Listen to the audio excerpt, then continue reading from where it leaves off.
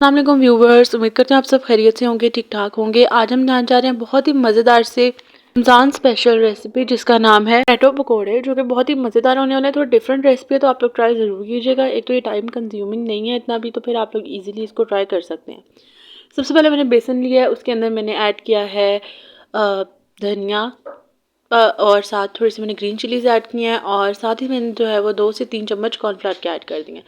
मसालों इसमें मैंने इसमें डाला है हल्दी, नमक, धड़ा मिर्चें, अजवाइन, साबुत धनिया, थोड़ी सी धड़ा मिर्चें और अनारदाना जिसको मैंने भिगो के रखा हुआ था और मैंने इसको अब ऐड किया।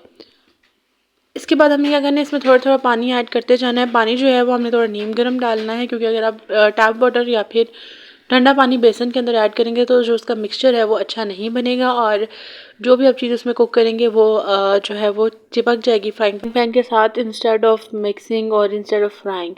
तो अभी हमने क्या किया, इसको हल्का सा मिक्स किया है, नीम गर्म पानी डालेंगे और इसको मज़ीद इसका एक हम मिक्सचर बना लेंगे। और ये मैंने इसके अंदर ऐड किया ऑयल और अब हमने इसको तब तक बीट करना है जब तक हमारा जो बैटर है वो फ्लफ़ी नहीं हो जाता। जैसे ही इसकी अपीयरेंस थोड़ी सी फ्लफ़ी हो जाएगी और टेक्सचर थोड़ा सा बेटर हो जाएगा, तब हमने जो है अपना नेक्स्ट स्टेप फॉलो करना है। बहुत इजी है।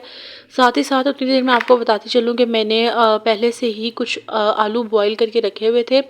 जो आलू बॉईल करने हैं वो बहुत ही छोटे साइज़ के होने चाहिए, यानी कि मिनिमम आप जितने साइज़ के आलू ले सकते हैं उतने। अगर आपको नहीं मिल रहा तो आप इसको क्यूब्स में भी कट कर सकते हैं। सबसे पहले आपने इसको फोक की मदद से जो है वो पिंच कर देना है इसके अंदर। उसके बाद हमने इसको बैटर के अंदर डालते जाना है और फिर सिंपली इसको फ्राई कर लेना है। पूरा करेंगे तो ज़्यादा मज़े का लगेगा और मसाले आप अपनी मर्ज़ी से ऐड कर सकते हैं। बहुत मज़ेदार रेसिपी थी, आप लोग ट्राई ज़रूर कीजिएगा और ये बहुत ही जल्दी बन जाती है। और अगर ट्राई करें तो मुझे कमेंट सेक्शन में भी ज़रूर बताइएगा। और अगर आप मेरे चैनल पर न्यू हैं तो चैनल को सब्सक्राइब कर दें और साथ ही बेल आइकन को दबा दें। ऑलरेडी सब्सक्राइब किया हुआ है तो कमेंट सेक्शन में बता दें कि आपको हमारी वीडियो कैसी लगी। अब हमने क्या करना है कि सिंपली इसको कोटिंग के बाद फ्राई कर लेना है। बेसन को बिल्कुल जो है वो ज़्यादा स्टे नहीं देना है, क्योंकि अगर आप दें भी तो उसको रूम टेम्परेचर पे रखना है। उसके बाद हमने क्या करना है, इसे फ्राई कर लेना है। एक अच्छी सी स्टील की या कोई भी आप अपनी कटोरी लें और उसके ऊपर इसको हल्का सा प्रेस करेंगे तो इस तरह से शेप में आ जाएगा। आप इसको सर्व जिस तरह मर्ज़ी करें। अगर आप फ़ौरन खाएंगे तो फिर ये बहुत मज़े का बनेगा और फिर आप इसको इस तरह से भी खा सकते हैं, ऊपर थोड़ी सी चटनी और केचप डालकर भी।